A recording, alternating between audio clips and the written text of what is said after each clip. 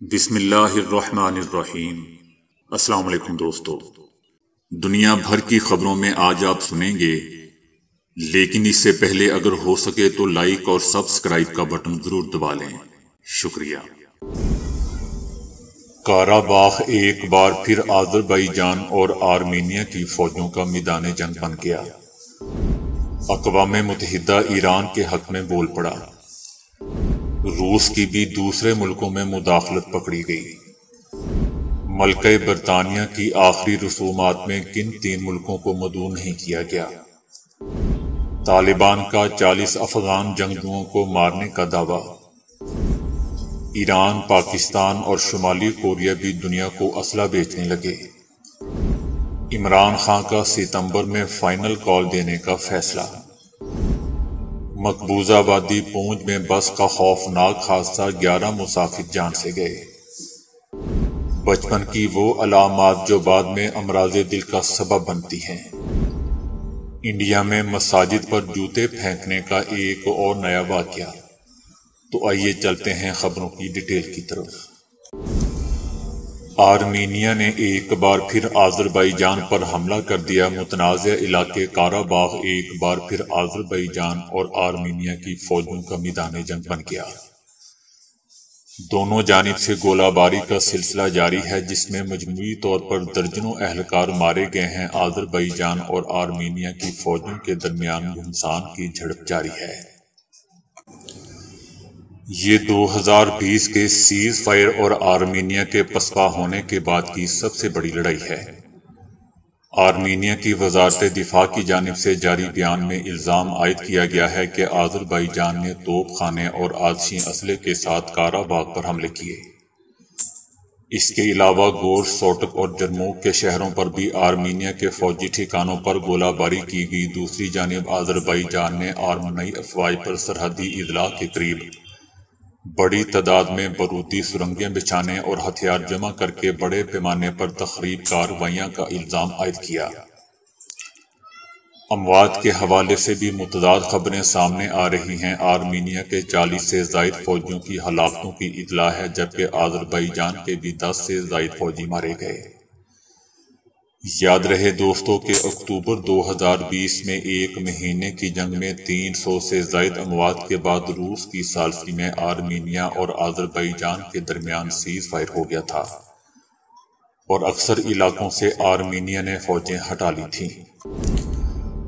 اقوام متحدہ نے پابندیوں کے اثرات پر ایک رپورٹ مرتب کی ہے، جس میں کہا گیا ہے کہ عام طور پر خوراک اور ادویات کو پابندیوں سے استثناء رکھا جاتا ہے، اور امریکی ادارہ OFAC اس چھوٹ کو یقینی بناتا ہے۔ اقوام متحدہ نے ایران پر یک طرفہ پابندیوں کو فوری ہٹانے کا مطالبہ کرتے ہوئے خصوصاً ادویات اور طبی آلات پر پابندیوں کو انتہائی تشویشناک قرار دیا ہے۔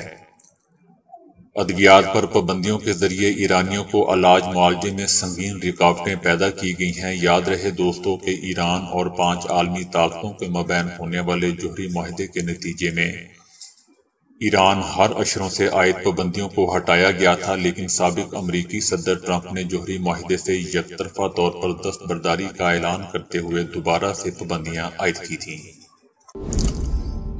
روس نے 2014 سے اب تک دوسرے ملکوں کی سیاسی جماعتوں اور انتخابی امیدواروں کو کم از کم $300 ملین کی خفیہ امداد بھجوائی ہے۔ یہ بھاری رقوم بھجوانے کا مقصد ان ممالک کے اندر اپنے اثر و رسوخ کو بڑھانا اور اپنے لیے سیاسی حمایت پیدا کرنا ہے۔ یہ انکشاف امریکی انٹیلی جنس کی بنیاد پر حاصل کردہ معلومات اور اندازوں پر مبنی ہے۔ روس کی جانب سے دوسرے ممالک کی سیاست میں مداخلت کے راستے کھولنے کے لیے یہ کم از کم رقم ہے، جس کا فی الحال پتہ چلایا جا سکا ہے۔ روس کی طرف سے بھجوائی اصل خفیہ رقم اس سے کہیں زیادہ ہو سکتی ہے۔ ان میں سے ایک اہم ملک ایشیائی ہے، جس کے صدارتی امیدوار کو روس نے کئی ملین ڈالر کی رقم دی تھی۔ یہ امریکی اطلاعات 100 سے زائد ممالک کے ساتھ شیئر کی جا رہی ہیں۔ اس سلسلے میں اب امریکی کوشش ہے کہ ان کمزور جگہوں کو چیک کرے جن کے راستے روس مداخلت کر سکتا ہے۔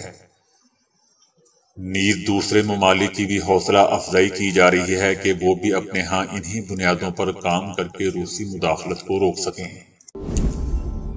ملکہ ایلزبتھ دوم کی تدفین کے موقع پر برطانوی حکومت کی دعوت پر دنیا بھر سے 500 سے زیادہ نمایاں شخصیات کی شرکت متوقع ہے۔ برطانیہ نے 3 ملکوں کو ملکہ کی آخری رسومات میں شرکت کی دعوت نہیں دی ہے۔ ان 3 ملکوں میں روس، بیلاروس اور میانمار شامل ہیں۔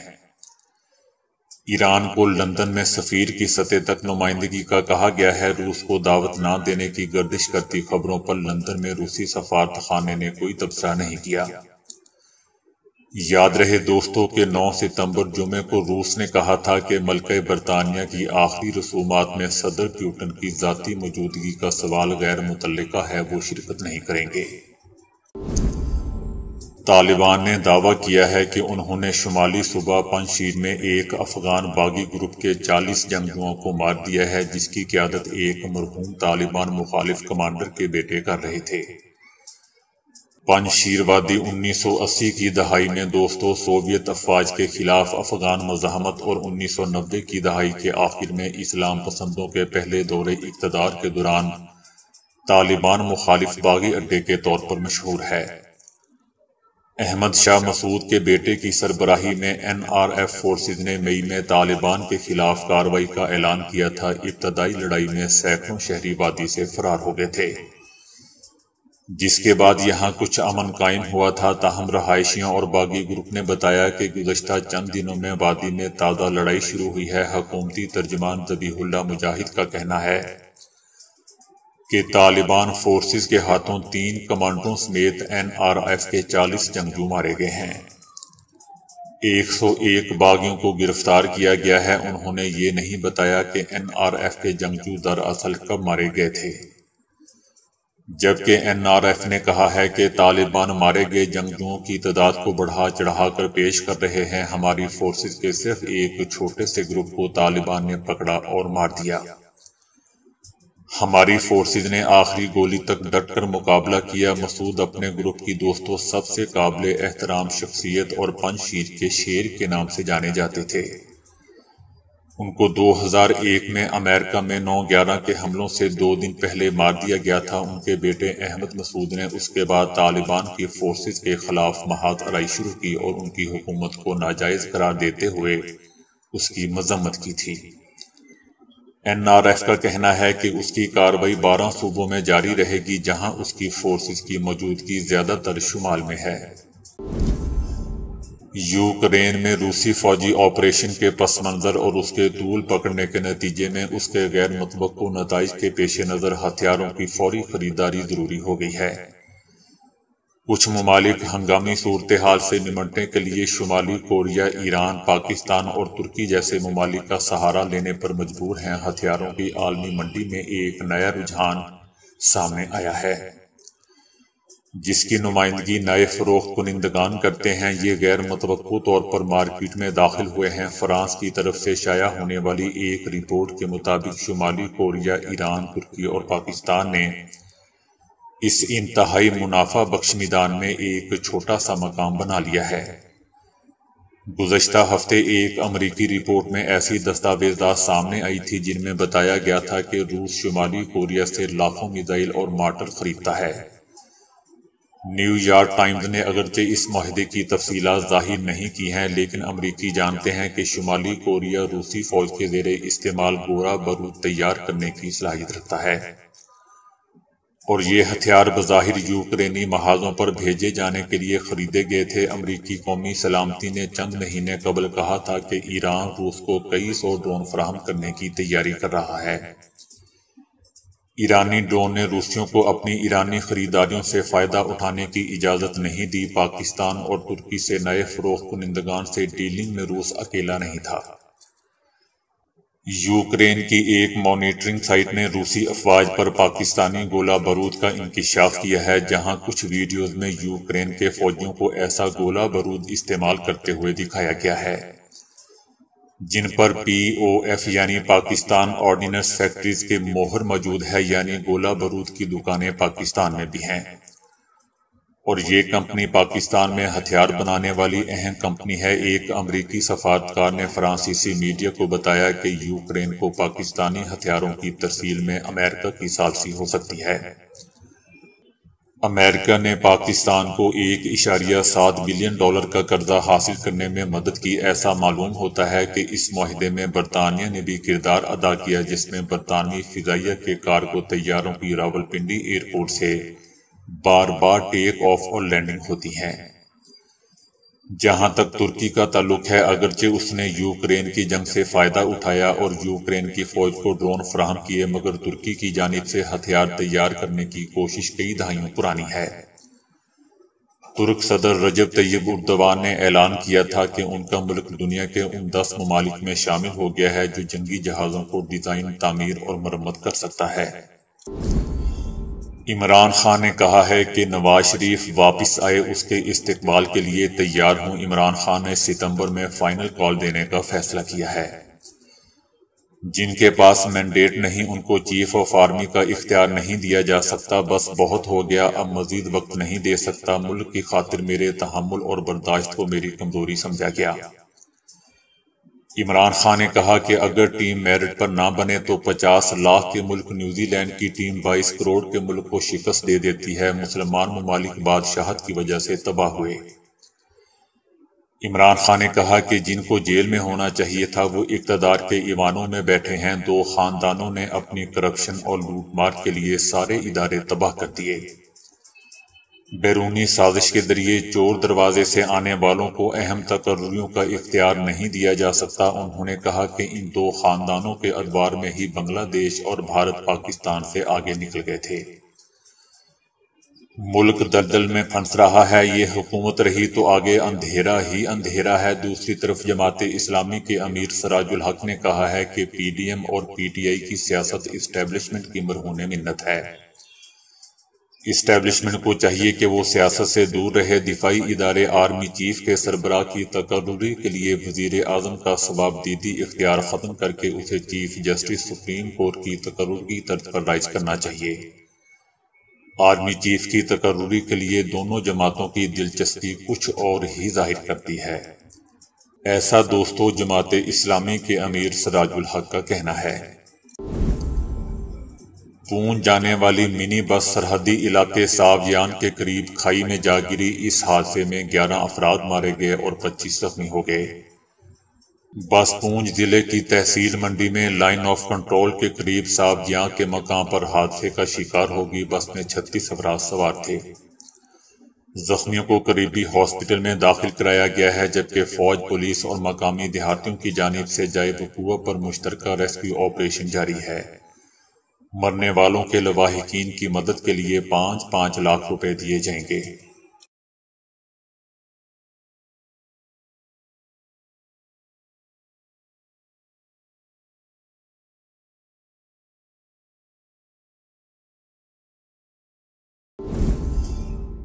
دل پر کی جانے والی ایک تحقیق میں بچپن میں 5 خطرات کی شناخت کی گئی ہے جو مستقبل میں فالج اور دل کے دوروں کے متعلق بتاتے ہیں۔ آسٹریلیا کے مرڈوک چلڈرن ریسرچ انسٹی ٹیوٹ کی تقریباً 50 برس تک کی جانے والی اس تحقیق میں آسٹریلیا، امریکہ اور فن لینڈ سے تعلق رکھنے والے 3 سے 19 سال کی عمر کے 38,000 افراد کا مطالعہ کیا گیا۔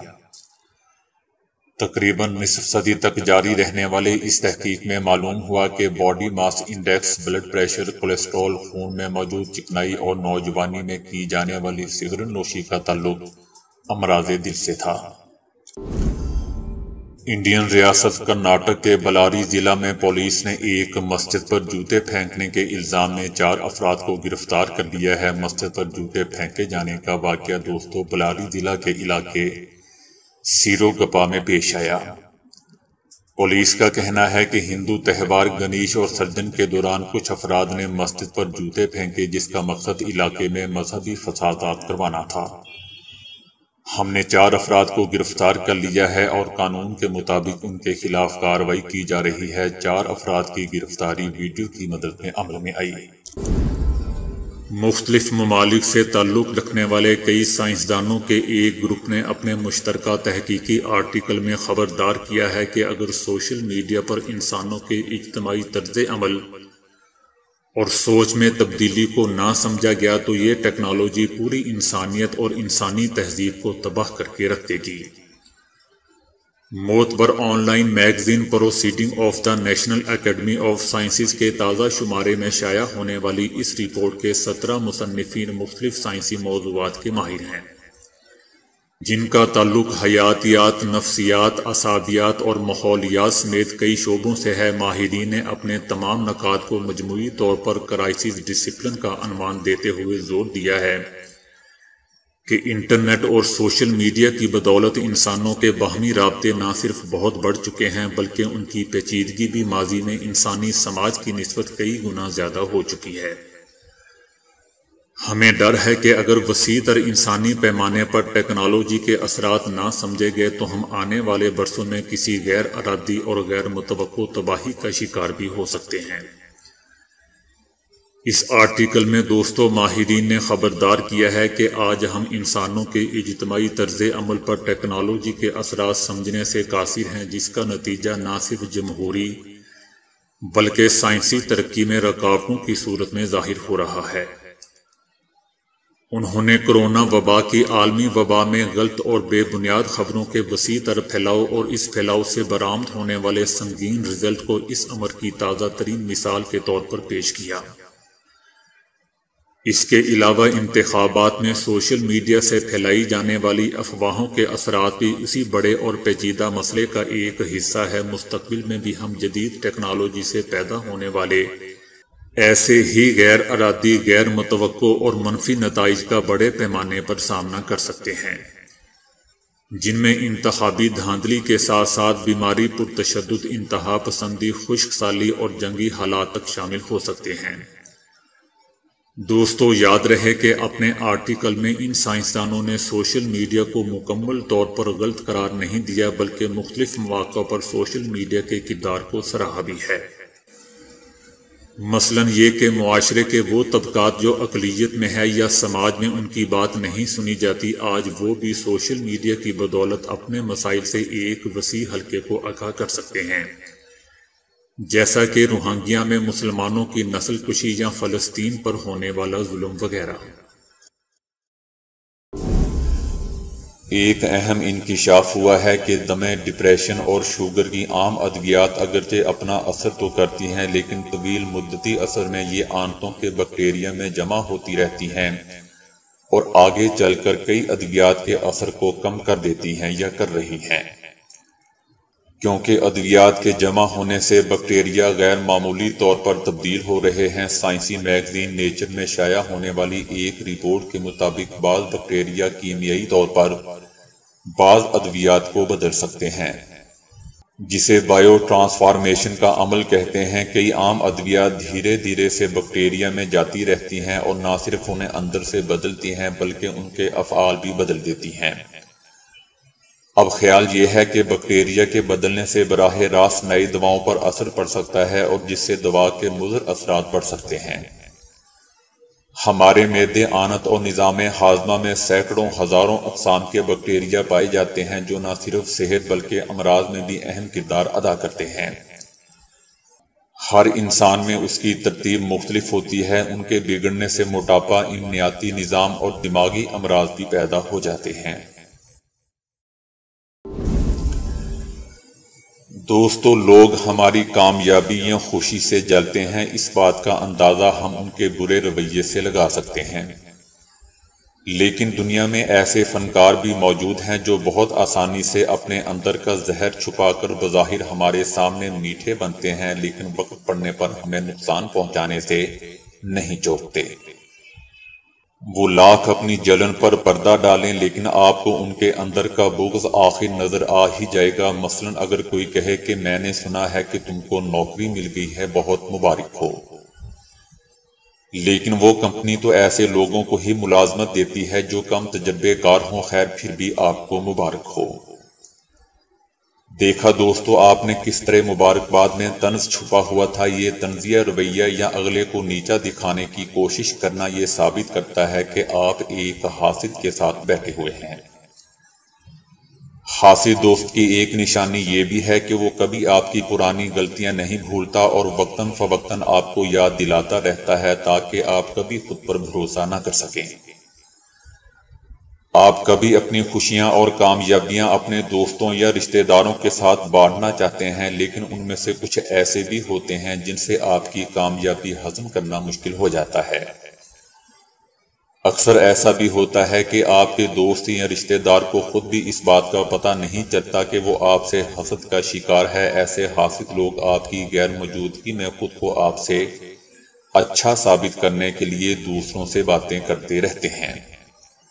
آپ اکثر یہ جملہ سنتے ہوں گے کہ آپ تو بہت خوش قسمت ہیں۔ یہ جملہ تعریف کی حد تک تو اچھا لگتا ہے، لیکن اگر کوئی آپ کی محنت کو بھی آپ کی گڈ لک قرار دے دے تو یہ بھی جلن کی ایک نشانی ہے۔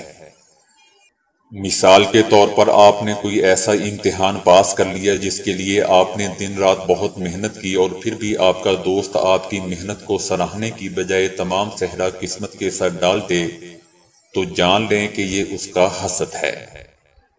حاسد دوست آپ کو کبھی خوش نہیں ہونے دیں گے۔ آپ کی کامیابی اور خوشی کے موقع پر کوئی نہ کوئی دل دکھانے والی بات ضرور کریں گے۔ مثال کے طور پر اگر آپ نے کسی مقابلے میں اچھے نمبر حاصل کر لیے ہیں تو وہ کہیں گے کہ پچھلی بار میرے نمبر تو تم سے بھی زیادہ اچھے تھے، یا فلاں کے نمبر تم سے زیادہ اچھے ہیں۔ دوسروں کی خوشی میں خوش نہ ہونے والا یہ رویہ دراصل ان کی جلن کا راز کھولتا ہے۔ باقی دوستوں، جو اچھا دوست ہوتا ہے اس کا آپ کو خود ہی پتہ چل جاتا ہے، کیونکہ وہ آپ کے دل کے بہت قریب ہوتا ہے۔ اچھے دوست کو پہچاننا مشکل نہیں ہوتا، بلکہ برے حاسد کو پہچاننا کافی مشکل ہوتا ہے۔ تو دوستو، ابھی کے لیے اتنا ہی۔